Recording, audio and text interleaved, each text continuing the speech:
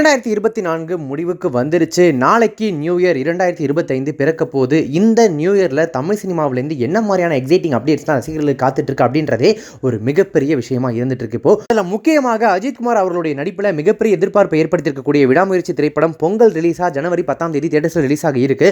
அதை முன்னிட்டு அந்த படத்தினுடைய ட்ரெய்லர் இந்நேரத்துக்குலாம் ரிலீஸ் ஆயிருக்கணும், ஆனால் ரிலீஸ் பண்ணாமலே வச்சிருக்காங்க. கண்டிப்பாக நியூ இயர் ட்ரீட்டாக புத்தாண்டு வெளியீடாக விடாமுயற்சி படத்தினுடைய ட்ரெய்லர் வெளியாக போகுது அப்படின்றத கிட்டத்தட்ட உறுதியாக சொல்கிறாங்க.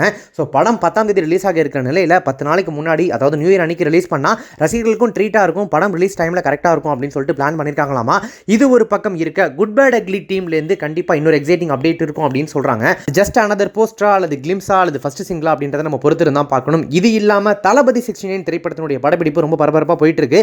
மார்ச் அல்லது ஏப்ரலில் படத்தினுடைய படப்பிடிப்பு கம்ப்ளீட்டாக முடிஞ்சிடும் சொல்கிறாங்க. கட்சி பணிகளில் கொஞ்சம் தீவிரமாக விஜய் அவர்கள் ஈடுபட்டு இருக்கிறதுனால இப்போ இந்த படத்துக்கு ரொம்பவே பார்த்து தான் கால் ஷீட் கொடுத்துட்டு இருக்காராமா. அவர் இல்லாத டைமில் மற்றவங்களை வச்சு படப்பிடிப்பு வினோத் நடத்திட்டு இருக்காரு. ஸோ நியூ இயர் ஸ்பெஷலாக கண்டிப்பாக படத்தினுடைய டைட்டில் போஸ்டர் வெளிவரும் அப்படின்ற மாதிரி எதிர்பார்க்கப்படுது. எஸ், இது வரைக்கும் தளபதி 69 சொல்லப்பட்டு வந்துட்டு இருக்கு. இந்த படத்தினுடைய டைட்டில் நியூ இயர் அன்னைக்கு அனௌன்ஸ் பண்ணி ஒரு ஸ்பெஷல் போஸ்டும் ரிலீஸ் பண்ணுறதா டீம் வந்து பிளானில் இருக்காங்கன்னு சொல்கிறாங்க. பொறுத்திருந்து பார்க்கலாம் விஜய் மற்றும் அஜித் ஃபேன்ஸ்க்கு இந்த நியூ இயரில் என்னெல்லாம் காத்துட்டு இருக்கு அப்படின்றத.